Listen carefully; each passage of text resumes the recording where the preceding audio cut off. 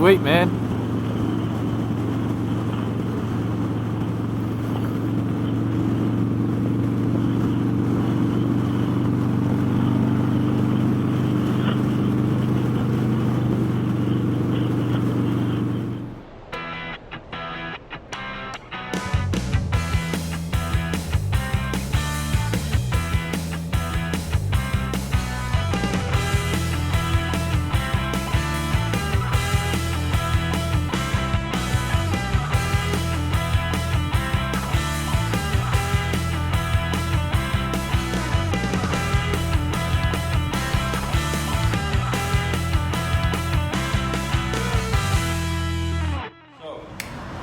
Just the same as your bike, we just turn it on. Yep. It'll prompt you what to do. So keys just go in your pocket. Yep. Side So stand. it's just proximity. Yeah. Side stand up. Press start. And you'll see you've got the green lights either side. Yep. So that means it's live. So the Throttle's active. And you just leave off. It's in sports mode, so that'll give you engine braking. Yep. If you put it in any other mode, we'll go motorway, I reckon leave it in sports. That's alright. And it'll just keep on going. Okay. There's no engine braking. Oh, an engine braking for sure. Engine braking's nice, so we'll just put it in sports mode. One more. There we go. Indicators exactly the same. Yep. And apart from that, twist and go. Front No clutches, brake, only no brakes. clutch, front brake and rear. That is it. Simple. Yeah, nice They and easy. say.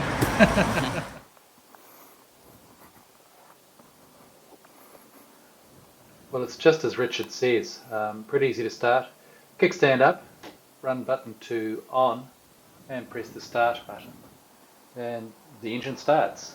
Not that you know it, because it's completely silent. There are, of course, some visual indicators for the engine being alive, and it's the green vertical bars on the left and right hand sides of the dash, as well as the speed indicator, which is, of course, showing 0 when you have just started the bike and not moving anywhere at all. I'm already smiling even after that small little pull out from North Auckland Harley-Davidson, because this bike is definitely going to be a fun ride.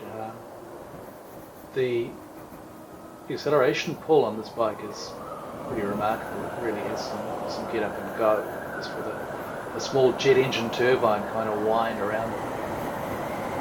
There's a real feeling of control with this bike, because the throttle with the engine braking being active, because we're in sports mode, when you throttle on, you're going to get power. When you throttle off, you're going to slow down. The speed will fall off rapidly. So you do have a lot of control over just how fast and how your ride is going to be. Here we are now, just blending onto the northern motorway. And it's a bit of a sweep around here, and then we've got a nice roll on to the on-ramp to the motorway itself.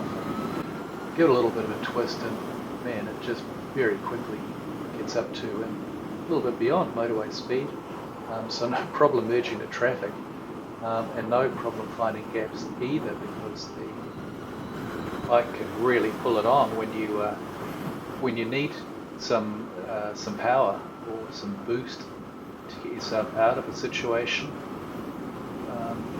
This bike will handle it. Now, coming off the motorway here was when I first became aware really of the lack of a clutch, where you typically use the pressure zone to just inch your way along without keeping power to the back wheels.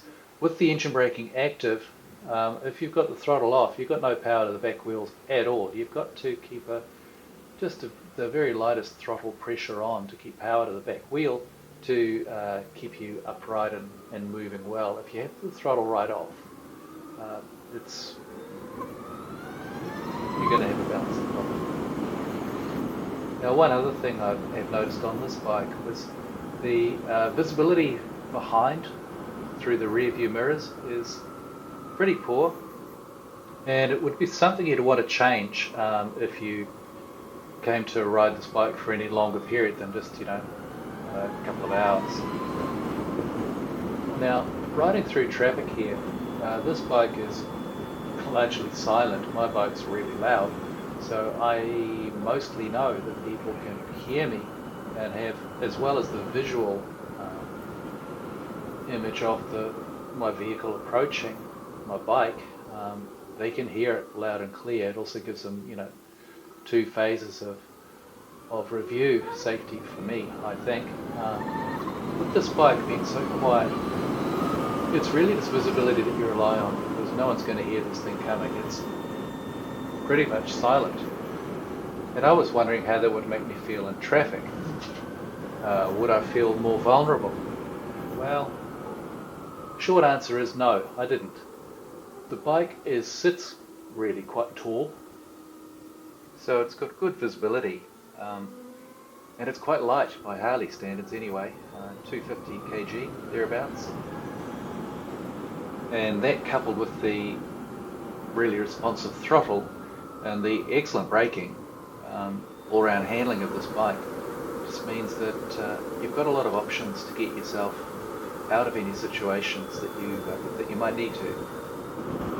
You've also got some great overtaking opportunities that you can have with this bike, because you can get back onto the safe side of the road much more quickly than you might otherwise have been able to do. Another thing as well, I really want it to be in sports mode, because if you're going to have, a pretty peppy bike, I don't want it to be detuned in any way. I want to be able to use all that power. And so Richard had set it for me at North Auckland Harley-Davidson to sport mode. And as happy chance has it, that is the mode that also has engine braking, which is great, because going around this ridge road here, it's a few left, right-hand turns all over the place. I barely used the brake at all. I think only one turn coming up here, a right-hander, a little more of a tighter one than the others. Apart from that, the operation of the bike is really just managed through engine braking. Just throttle off and you really slow down quickly. It really comes to a halt pretty rapidly, because there's just zero power. It will not go. So with just using throttle alone, you can really get yourself around a whole lot of places. It's very seldom you need to actually use the brakes, which is a pleasure. It gives you a lot of control over the bike, in my view.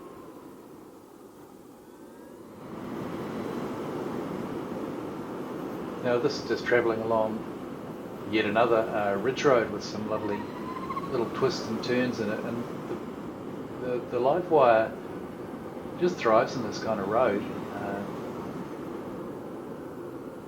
The handling is great, and it gets around left and right hand corners just with ease. It's such a comfortable bike to throw around, and with the responsive throttle that it's got, you can really take advantage of these little small stretches of road, and just with a minimum fuss, really get this thing cooking along safely, of course.